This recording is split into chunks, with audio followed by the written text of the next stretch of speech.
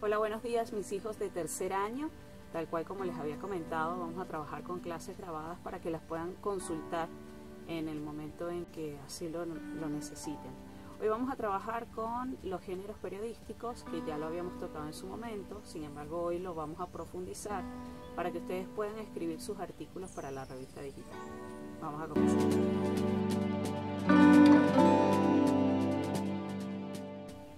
Los géneros periodísticos, digamos que tienen una clasificación. Se clasifican en informativos, de opinión e interpretativos.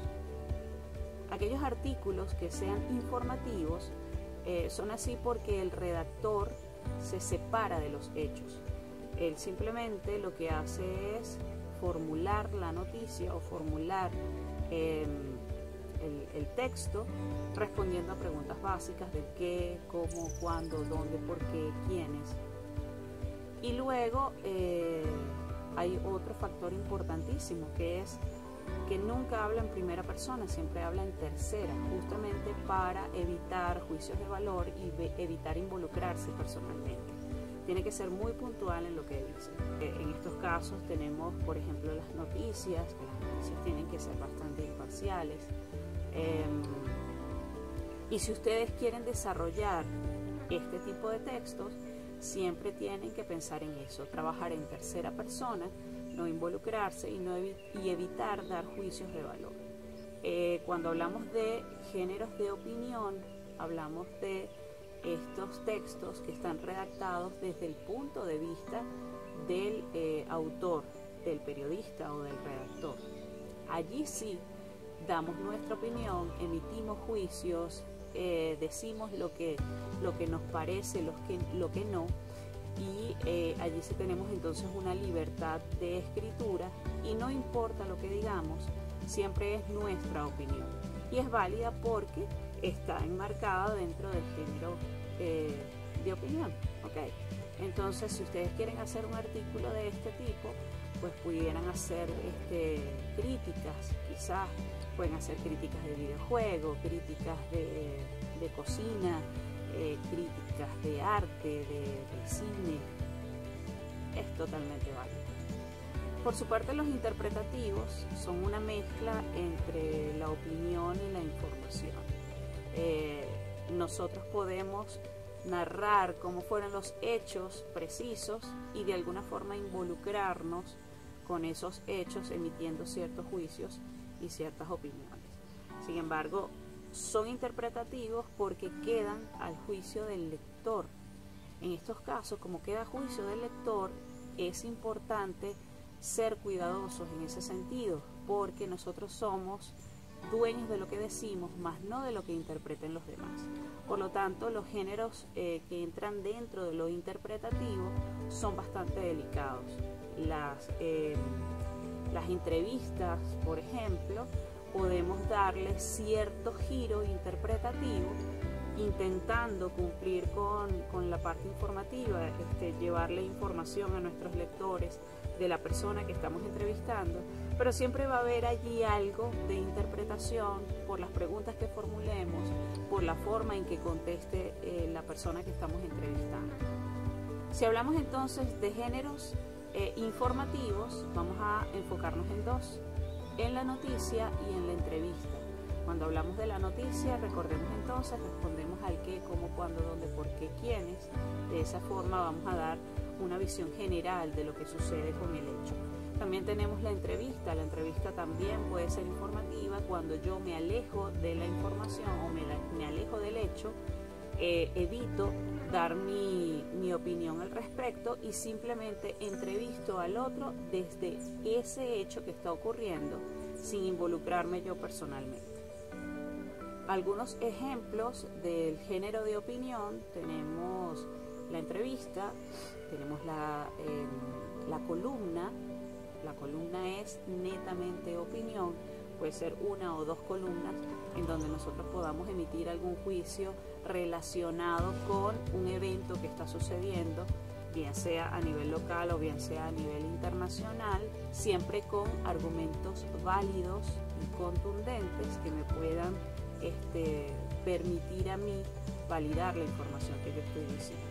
Tenemos también, por supuesto, la crítica, en donde, como les decía, nos podemos volver críticos culinarios de videojuegos, de arte, de películas, de deportes, y emitir nuestro juicio sobre un hecho determinado que haya ocurrido.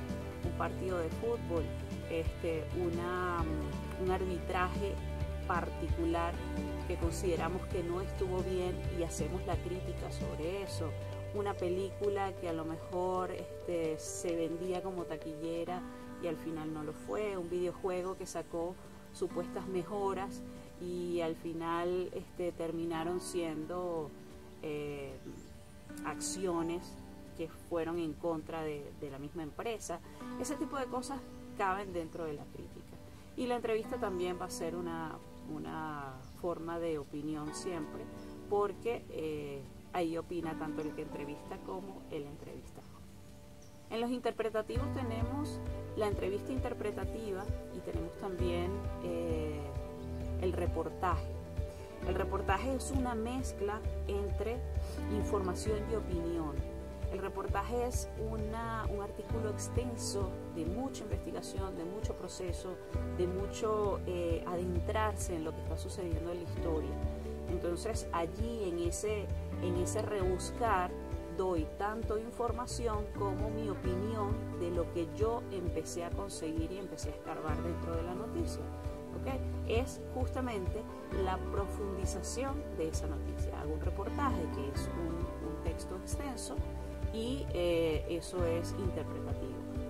Por ejemplo, diferencia entre la entrevista informativa y la entrevista interpretativa. Que la informativa, vamos a imaginarnos, es algo así como las entrevistas que le hacen a los actores de Hollywood cuando sale una película, ¿no? Está el periodista, le hace preguntas puntuales, el actor responde, se acabó todo y ya me informaron sobre la película, no pasa nada. Ahora, una interpretativa ocurre cuando el entrevistador empieza a debatir.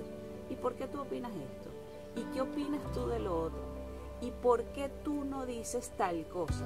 Empieza a escarbar un poquito más en la información hasta que empieza un intercambio de opiniones entre el que entrevista y el entrevistado. A partir de esta información, muchachos, empiezan a repartirse ustedes los géneros que van a tocar, los tipos de noticias o los tipos de textos que van a desarrollar.